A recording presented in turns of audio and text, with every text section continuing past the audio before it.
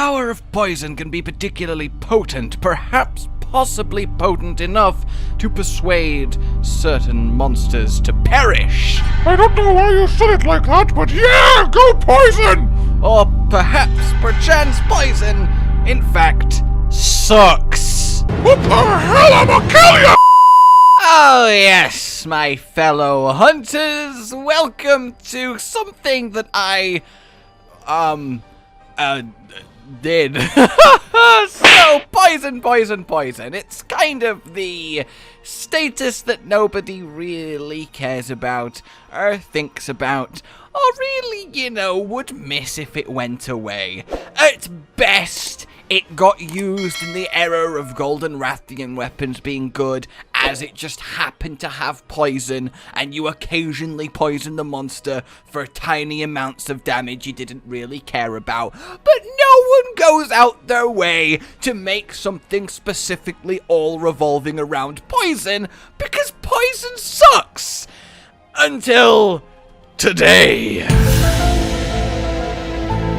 Yes, today I have finally done something that I have wanted to do, well, in the entire time that World Iceborne has existed. A build that is all around maximum poison application, and all you do is poison the monster, wait for it to run out, poison the monster, wait for it to run out, poison the monster, and then just watch as the life force slowly drains out of the eyes of the beast as it struggles to hit you, as all you need to do is run in circles waiting for the next poison as the pain gets greater and greater and greater, and eventually its organs shut down. And that was a noble goal, I thought. A lofty, noble goal, but did it work? All I know is my gut says maybe. Because of course, what better in the time of Fatalis and arch-tempered Velkhana armor being godlike and running the show than to do a build that involves neither of them? So here we are then with the armor that we're using, and it's quite self-explanatory. We require poison duration up. Now, the reason for this is it increases the duration of poison. No shit. I know. And the bottom line of this is just it makes our poison coatings go further because you need to apply them less often and therefore run back to camp for more coatings less often. It just makes everything that much efficienter and easier. Then, of course, we need true critical status because we want, again, the minimum amount of poison arrows per poison to make this as gooder as possible. And yes, crit status does affect coatings. And the reason we are using coatings to begin with, and therefore a bow, is because coatings are the most efficient way to put on a status. Because normally with a status, let's say for example dual blades with blast, every 1 out of 3 hits would actually apply blast.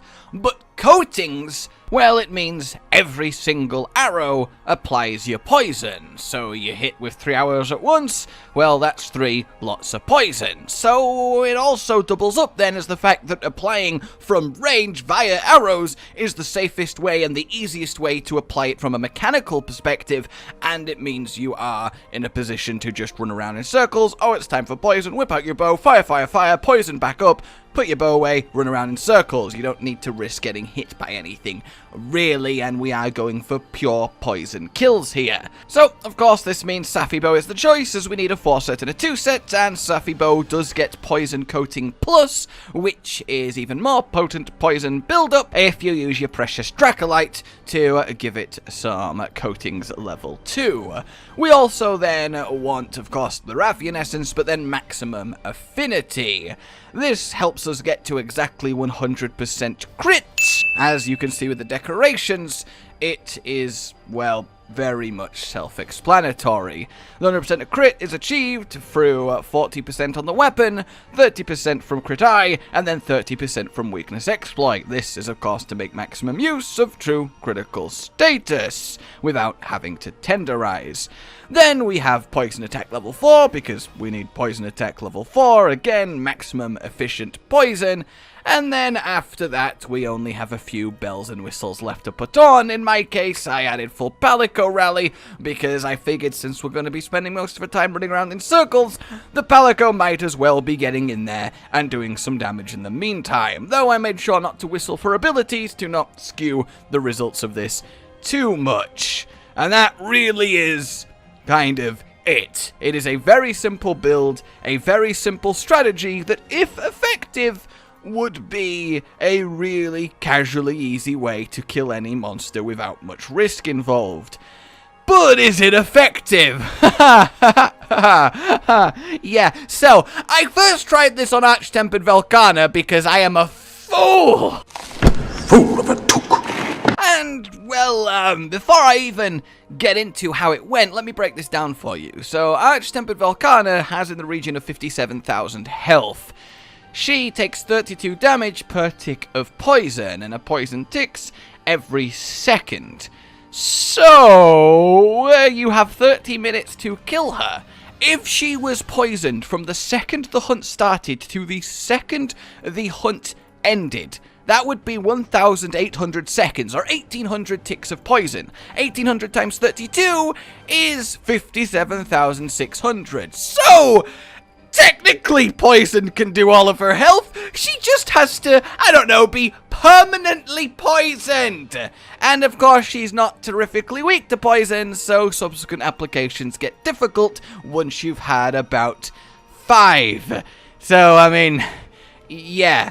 I can at least show the Velkhana hunt to get the process, which is arrive, get your poison out, fire the poison until you get the poison, put the bow away, and run around in circles. It really is that simple. Let your cat do some work in the meantime. Feel free to flint shot or drop things on the monster, because you can. You're not really doing much else. And just let the hunt play out. At the very least, I got to have this.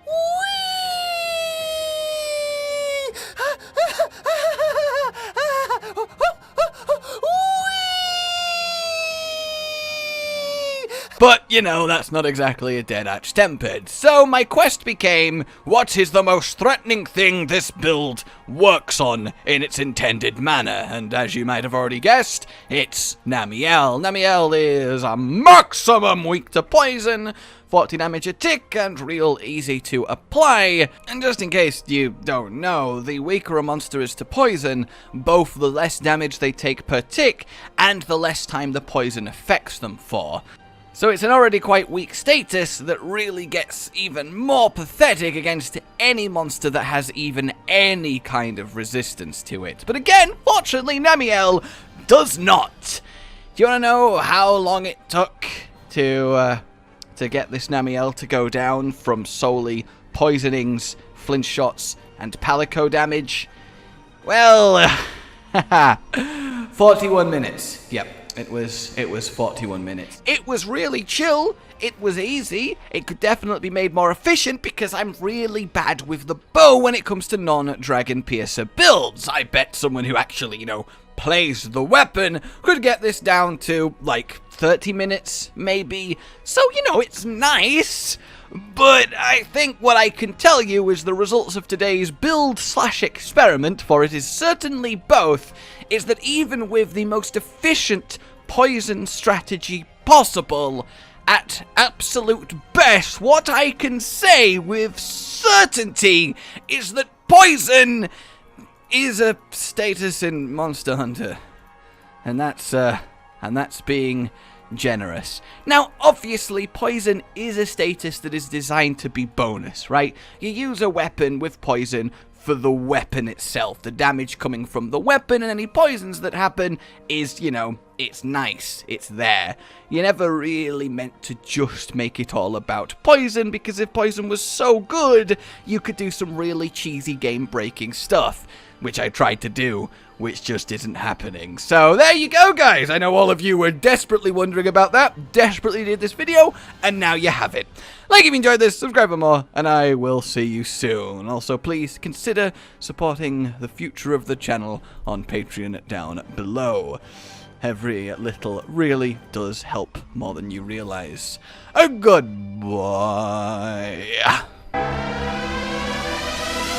Rage Gaming with the video float. But that's all that's really relevant at the mo, but I'm still gonna leave this up so you patrons know that I love you even though the outro's no longer that kind of relevant. But the new one's being worked on and it's gonna be a truly badass song, and don't worry, I won't be doing any rapping on it. I'm gonna go now. This was shit.